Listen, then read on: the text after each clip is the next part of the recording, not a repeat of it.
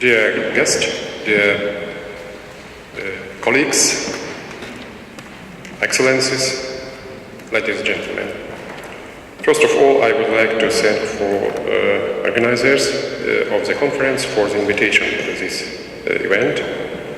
I would like to take this opportunity to share with you the vision of the Ukrainian government regarding crucial political steps and reforms needed to transform our country. Some words about history. Years since Vilnius passed, Ukraine was to sign the historical association agreement a year ago, but the former pro-Russian regime blatantly tried to bury the European perspective of Ukraine. The decisions about the choice between the European Union and the Customs Union has been, to my mind, nothing but trickery. If the Yanukovych regime ruled for another year or two, there would be nothing left from Ukraine. Today we are facing the following challenges in the sphere of security policy: military threat, attempt on the independence and territorial integrity of our country, disregard of the international law by one of the largest countries in the world, the lack of reliability, external security guarantees that does not allow us to fully rely on the existing international legal instrument to protect national interest. Apropos, our today's meeting has a symbolic meaning too. At the beginning of the December 1994, Budapest Memorandum on security assurance was signed. Today, 20 years later, we are discussing the impacts of the severe violation of this document and the ways of handling it. As President Poroshenko has said, one shouldn't frighten us with the World War sword. In fact, nobody is going to begin it. It should also be taken into account in the analysis. We can see that establishing peace in Donbass does not mean getting rid of the military threat from the east. Unfortunately, this threat is a long-term historical perspective and will continuously require great efforts and huge resources from Ukraine. It is a reality Ukraine has realized it too late. We can hardly change it, but we must learn to counter it. The Russian actions against Ukraine are a part of a large policy of the current Russian leadership of ruling the West back in the regions that Russia considers a sphere of its exclusive interests. We cannot allow a single country to undermine the whole architecture of the international security. Ukraine has suffered terrible consequences in the result of the Russian invasion of Donbass. Let me give you just a few figures. In comparison to 2013, the industrial output has decreased by 60% in Donetsk region and by 85% in Lugansk region. Only 7 coal mines out of 93 remain operational. We have been turned from a leading oil producer into a coal importer. About 40,000 regional smiths have run bankrupt. 132 industrial sites have been destroyed. Production of foodstuff has decreased by 30%. The infrastructure suffered widespread destruction. 58 thermoelectric power stations have been the major.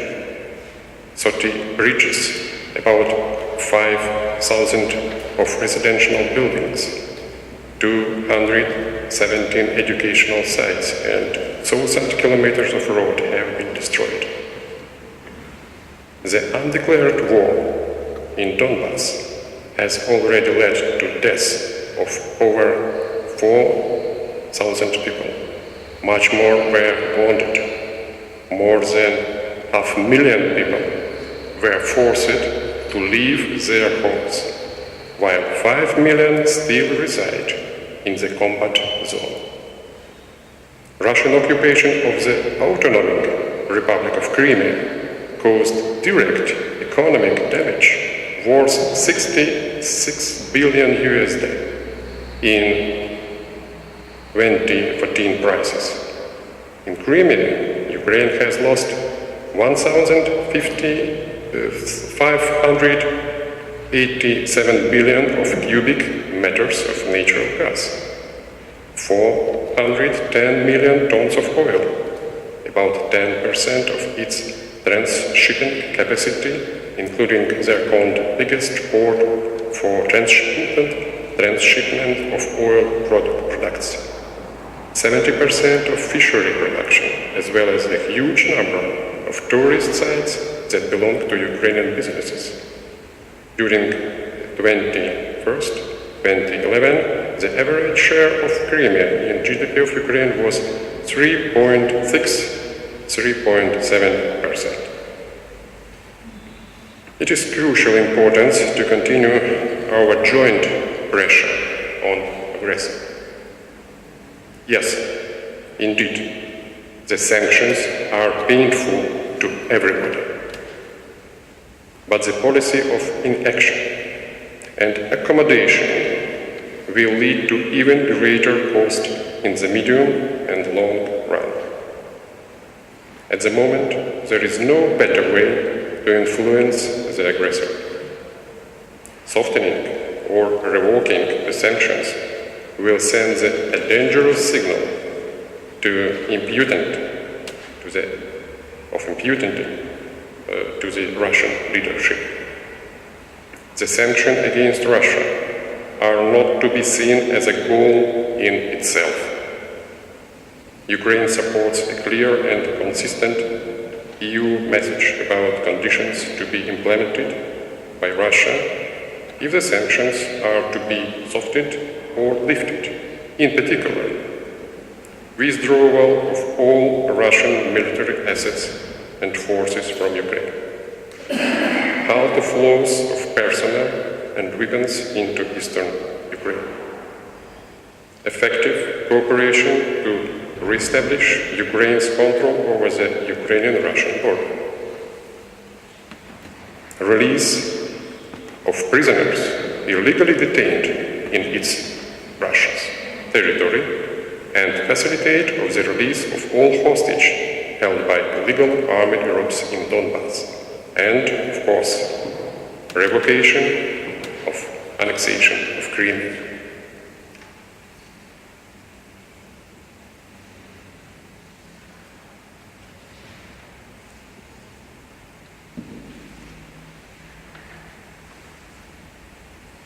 But besides external aggression, we are facing a number of internal challenges. Key internal challenge in our country is corruption. Unemployment, poverty and social injustice are now threatening not just with the growth of protest mood in society. They can be used by the enemy to destabilize the situation in our country. But besides challenges, there are great possibilities which the revolution of dignity unveiled before our country. For every action, there is an equal and opposite reaction. Thus, the aggression against Ukraine from the East has mobilized Ukrainian people. Of course, nobody entered the war for us, but actually nobody should protect us except ourselves. we have received colossal support and trust of the whole world.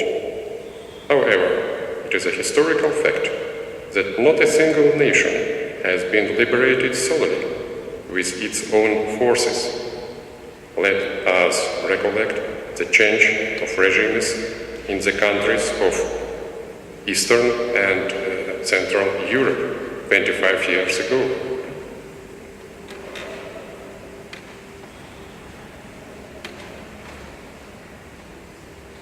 It was changing my speech, so 1 minute.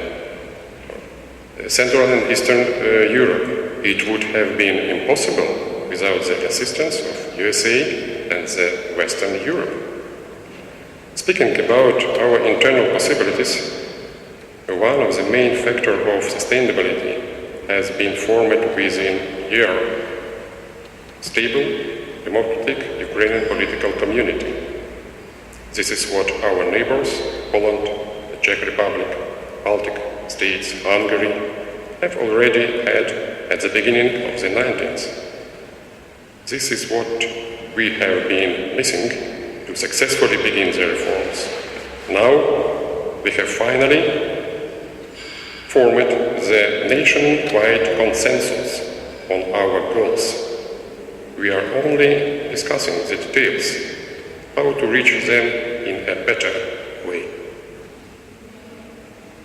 Shaky ideological balance in which Ukraine has been balancing between East and West for 23 years has been replaced with a full clarity.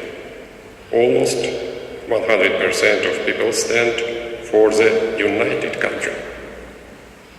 Constitutionally, majority of Ukrainians wants the country to be unitary, not federative. The majority of Ukrainians finally supports the association agreement with the EU and the idea of joining of European Union. It is an unprecedented fact. During this last year, to some extent due to the actions of Russia, the number of those who support the idea of joining NATO has also increased by 3-4 times. Still, the issue remains the last one among the so-called complicated topics on which in several regions the rate of polar opinions stays equal. But in general, mainly artificial division of Ukraine on geographic, ethnic, linguistic and religion grounds have finally been overcome, and this division will stay in the past. Ukraine has never been as united as it is now. Ukrainian political nation has been finally formed in all corners of Ukraine. It has united representatives of various ethnic and linguistic groups. With their participation in the patriotic war 2014 for the independence of Ukraine, our Russia-speaking compatriots have demonstrated that they love Ukraine just like us, the Ukrainian-speaking citizens. Fair, transparent, democratic elections have renewed the parliament by more than a half for the first time in our history. For the first time, the pro-European constitutional majority was elected to the Ukrainian parliament. It is important that politicians have not been sharing the post when forming the coalition. They have been elaborating a detailed plan of fundamental change in the country.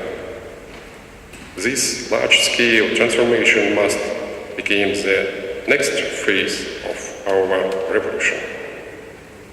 Defense reform must also become part of technocratic change. Army, intelligence, military-industrial complex. We have believed in the prospects of peace in the whole world too much.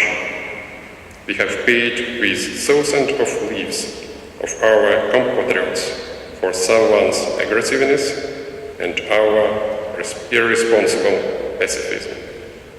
I think you all understand that we have no other choice but to increase military spending, and very soon we will see appropriate draft budget.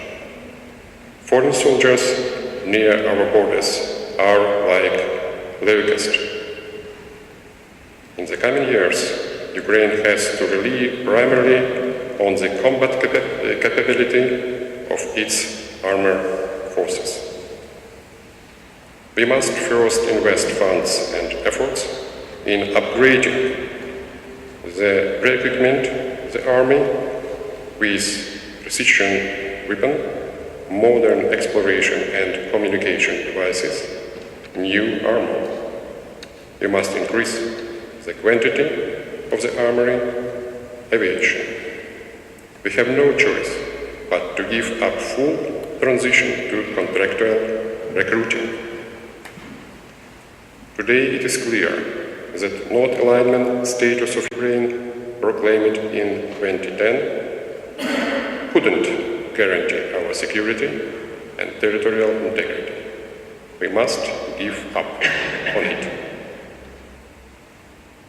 This position has led to serious losses. That's why we have decided to return to the course of NATO integration. Today we are enhancing cooperation with NATO, working our operational capability with armies of NATO members, focusing on NATO standards in the defense security sector. But at the same time, it should be made clear that political speculations over the immediate membership in NATO postpone the date of joining NATO.